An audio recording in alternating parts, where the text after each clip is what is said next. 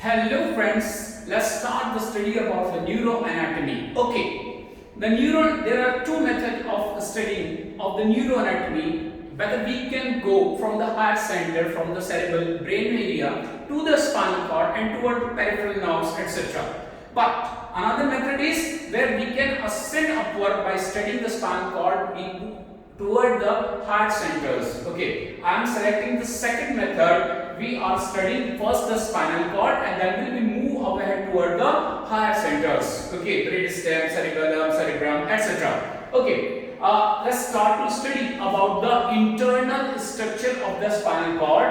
And when we study the internal structure of the spinal cord, we can see here are the two transverse sections of the spinal cord. One is telling about the internal structure, another is showing the pattern of the neurons within the spinal cord. Let's study with the help of two diagrams. Okay, this part of the spinal cord, this spinal cord is known as white matter. The inner part is known as gray matter. You can see here the gray matter is butterfly or H-shaped.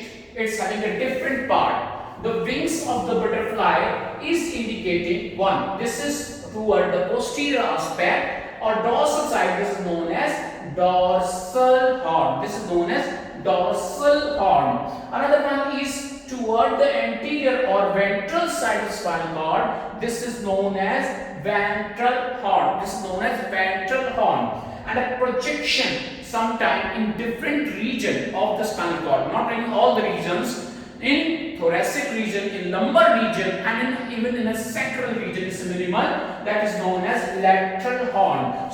And these two wings of butterfly are communicating with each other with the help of gray matter mass, that is known as central commissure or gray commissure. Here it is connecting. Is connecting. The body of the butterfly is shown by this communication. Okay. Now, these horn, dorsal horn, lateral horn, ventral horn, is dividing the white matter mass into different funiculus. This part, which is divided by the gray matter dorsal horn, this is known as dorsal funicus. Here, I want to remind you, this is the posterior or dorsal part of spinal cord. So, this funiculus is dorsal funiculus. Another funiculus is this one, that is known as lateral funiculus. And this is the ventral funiculus. Okay, the lateral funiculus, ventral funiculus. And we can see here, the lateral funiculus is communicating well with the ventral funiculus, so this can be known as anterolateral or ventrolateral funiculus. Now, we divided the gray matter mass, dorsal horn, lateral horn, ventral horn.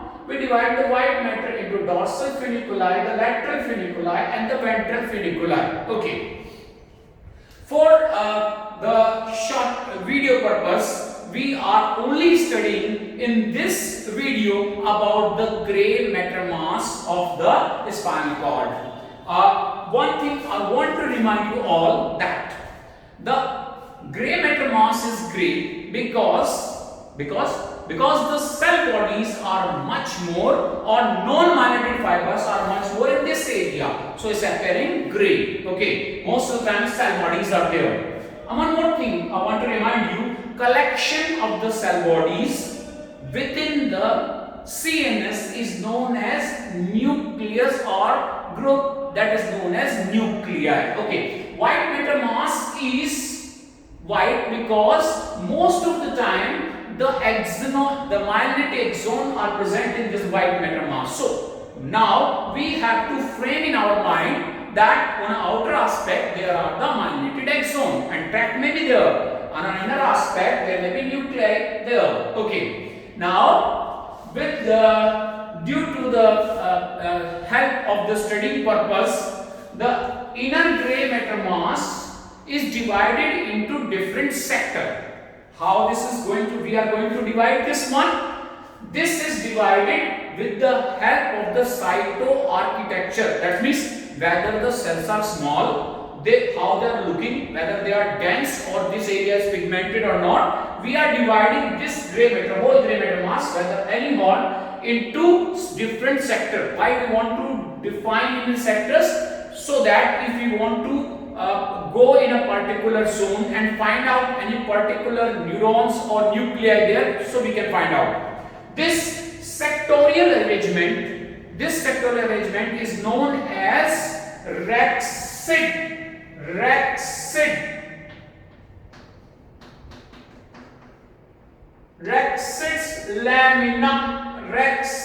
lamina.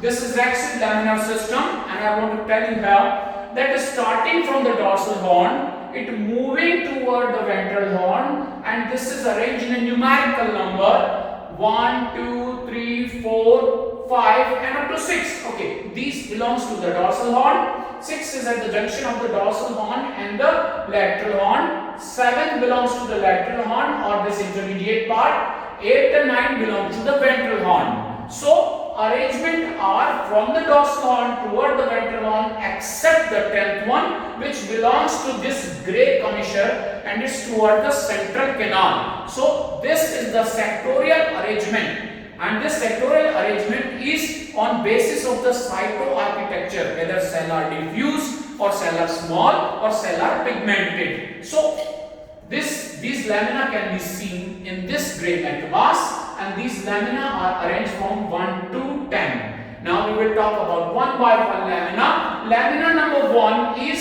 situated on the tip of this dorsal horn.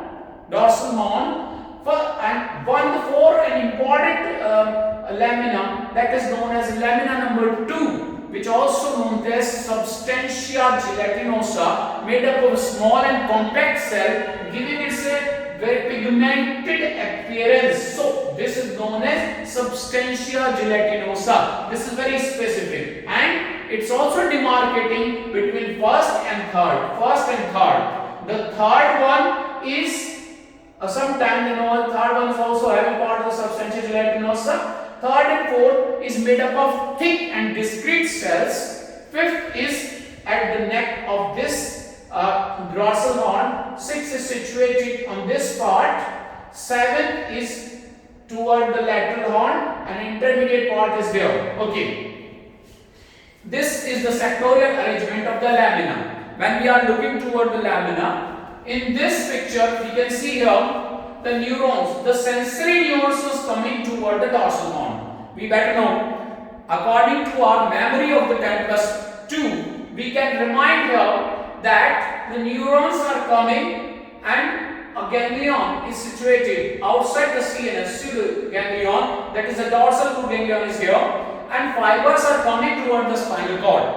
As soon as whether fibers are entering directly into the white matter and ascending upward, these are making the dorsal column, or these are entering into the dorsal horn, relaying there, and second order neuron is going there. Okay.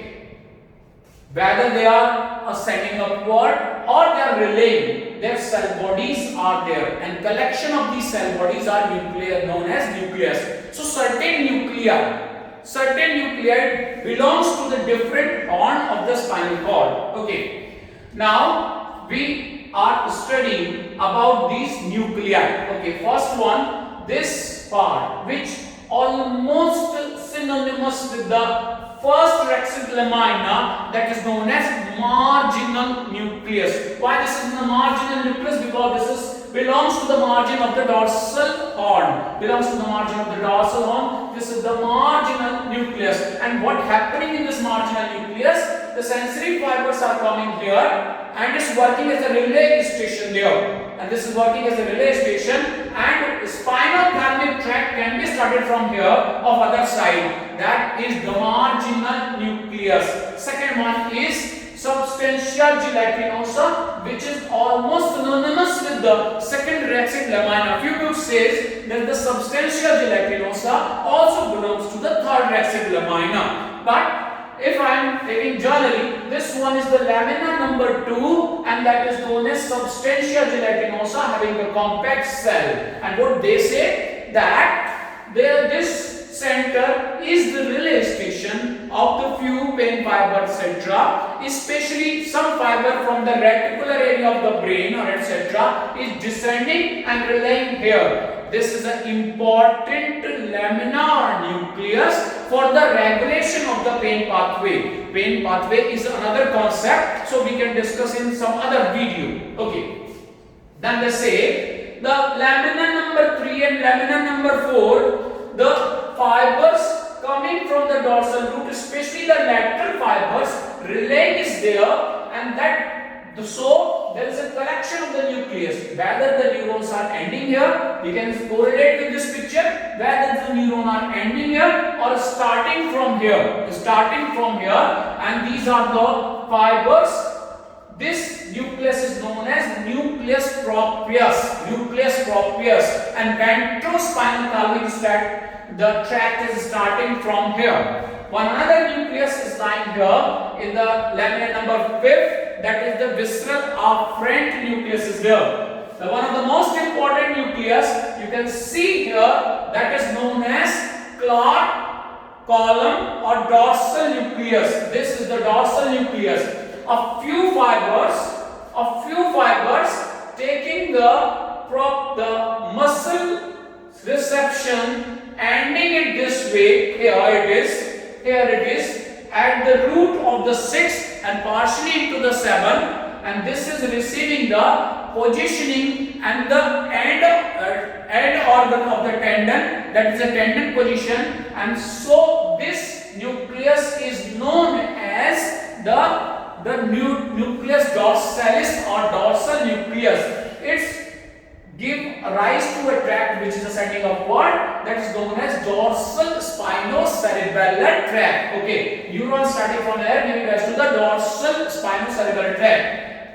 Okay, tract is maybe a part of another video, but with the help of this one we can correlate that Clark column or dorsal nucleus receiving the reception from the muscles and position of the muscle and giving it to the dorsal spinocerebellar tract, with talking about the positioning of the muscles and the body posture into the cerebellum for the regulation of the posture. Okay, now we are moving toward this intermediate part or lamina number 7. Okay, I want to remind again you that nucleus dorsal or dorsal nucleus is also encroaching over the 7th. So if these two nuclei, that is known as intermedial, which is on the lateral side, intermediolateral and intermedial is there, they belongs, especially the intermediolateral belongs to the sympathetic origin of the sympathetic neuron in the spinal cord. So this intermediolateral nucleus, this intermediolateral nucleus is only and only belonging to the thoracolumbar region. Okay, and this intermedial nucleus is lying into the sacral region, making the sacral outflow. So this is belongs to the parasympathetic and this is belongs to the sympathetic neuron initiation. Okay, that's about this lateral horn, but that does mean this area is collapsing in the cervical artery region, because nucleus dorsalis is also encroaching here. Whether these nucleus may not be found in the cervical region or so on, but this nucleus dorsalis is encroaching here. Now we talk about the dorsal horn and we find out that lamina number 1 to 6 is there, and having the first one, the posterior marginal nucleus there. Then substantial gelatinosa, dark color cells, many relaying center, pain regulatory. Then there is a nucleus proprius. Then there is a nucleus dorsalis is there, and intermediate having intermediolateral, which is starting the sympathetic fiber. We can see this pink neuron is starting from this one, this zone, or intermedial. Okay. Now ventral horn. This is the ventral horn. And again, I want to remind you, development of the spinal cord or the CNS, this ventral part belongs to the motor area. So the motor area will give rise to these groups. Okay, this ventral horn having the 8th and 9th lamina number 8, lamina number 9. And most of the time they say whether the 8th is above or more medially placed, and the ninth is more laterally placed. Okay, if I want to draw a demarcation line whether it is this one or this one, the medial part of this ventral horn is formed by the eighth lamina and ninth lamina is on the lateral side.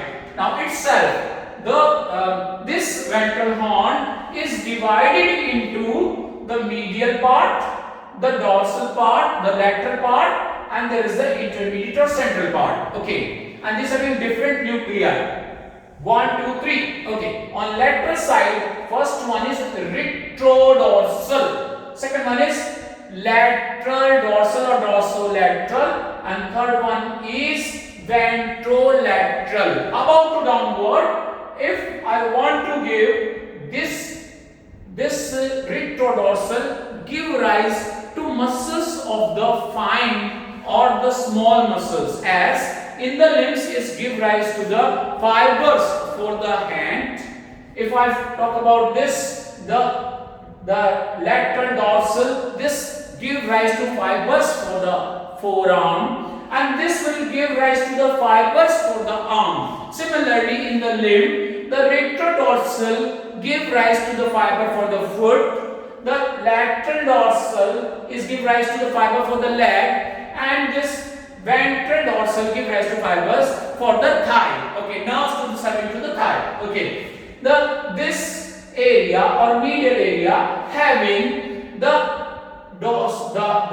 medial nucleus, and these are again divided into two parts, and these serving to the truncal muscle. Okay, the lateral group serving to the limb and external muscles, and this medial group serving to the truncal muscle. There are three nucleus here also. These nucleus, all three are not persisting on the same level. These nuclei belongs to the phrenic nerve, and you know phrenic nerve C3, C4, C5. In the region of C3, C4, C5 will persist.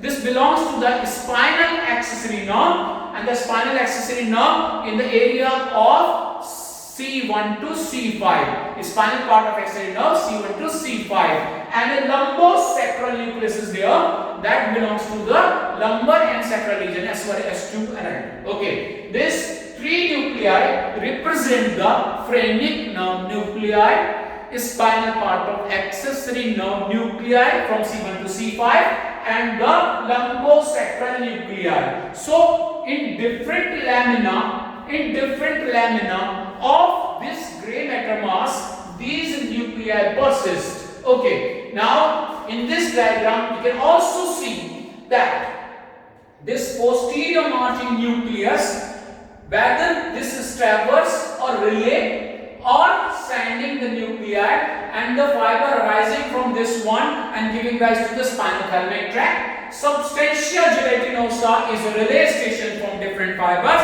and fiber from the higher center, which may be pain suppressant, is descending downward and relaying there. The third and fourth belong to ending of the fibers or starting of new fiber for the ventral and spinothalamic tract.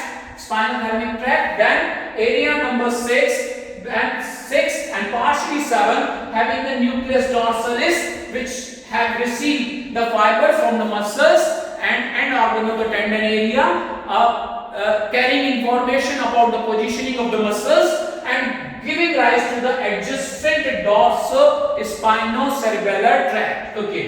Now the intermediate part having the intermediolateral and intermediolateral for the sympathetic origin of the sympathetic fibers which are going along with the nerve, and later on it will give rise to the white rami communicants and gray rami communicants onwards. Okay. Then there is a ventral horn, and ventral horn is divided into a lateral part and a medial part.